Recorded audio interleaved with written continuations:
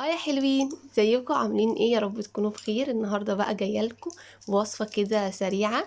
هو اختراع اصلا، أنا لسه اول مره اجربه. طبعا زي ما انتم شايفين كده انا مقطعه خضروات، طماطم وفلفل وزيتون وجبنه رومي، وكمان هحط جبنه موتزاريلا. واللي في الكيس ده هناك بتاع ده فطير من الفرن. الفطيره اللي هي الصغيره دي 5 جنيه، مش عارفه عندكم هتبقى بسعرها كام يعني، بس هوريكم دلوقتي.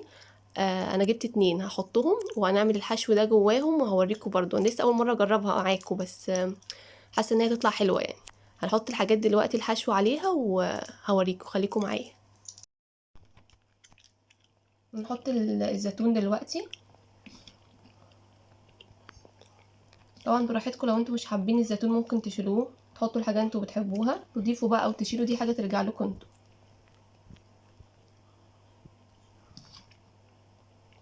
في ناس طبعا ما بتحبش الطماطم، ممكن مش تحطها. والفلفل، نحط الفلفل كده اهو. شكلها حلو اصلا من قبل ما ادخلها الفرن، انا عارفه يعني اللي هي طعمها يبقى حلو، رغم ان انا اول مره اجربها، بس عارفه ان هي هتبقى طعمها حلو، كاننا اشترينا فطيره من بره.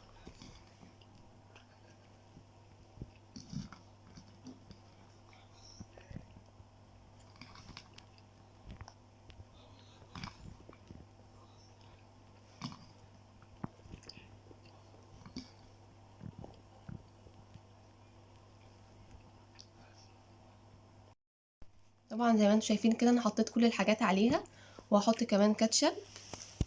طبعا زي ما انا قلت لكم، اللي بيحب حاجه يحطها يعني، في ناس ما بتحبش الكاتشب ممكن ما تحطش، اللي مش بيحب الطماطم شيلوها براحتكم خالص.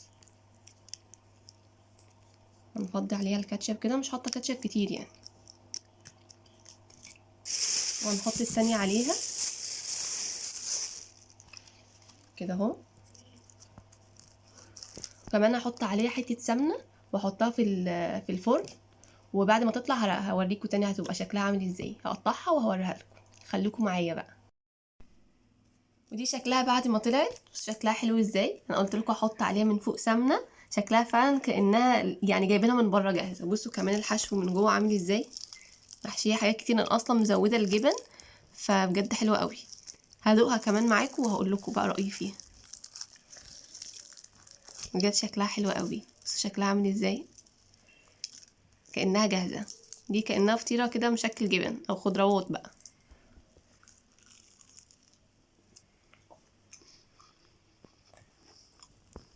طعمها حلو قوي بجد، جربوها. اي حد هيجربها يكتب لي بقى رايه فيها وكده يعني. هي اصلا ممكن بقى تعتبروها كده عشاء سريع، الناس اللي بيكسلوا. طعمها حلو قوي، مش هتاخد منكم وقت كمان، وبعدين سريعه هتعملوها على طول. بس ده كان شكلها كده. اي حد يجربها يقول لي رايه بقى في الكومنتات. شكلها زي ما انتم شايفين كده، انا دقتها طعمها تحفه بجد يعني. شايفين شكلها اصلا عامل ازاي، انا مزوده فيها الجبن، فشكلها تحفه وطعمها كمان جميل. جربوها، واي حد يجربها يكتب لي. ولو عندكم وصفات سريعه زي كده، عشان انا بحب الحاجات اللي هي السريعه، بحب اعملها. لو عندكم برضو اكتبوا لي في الكومنتات وانا هجربها. بس كده، ده كان فيديو النهارده. لو عجبكم ما تنسوش تعملوا لايك وشير وسبسكرايب.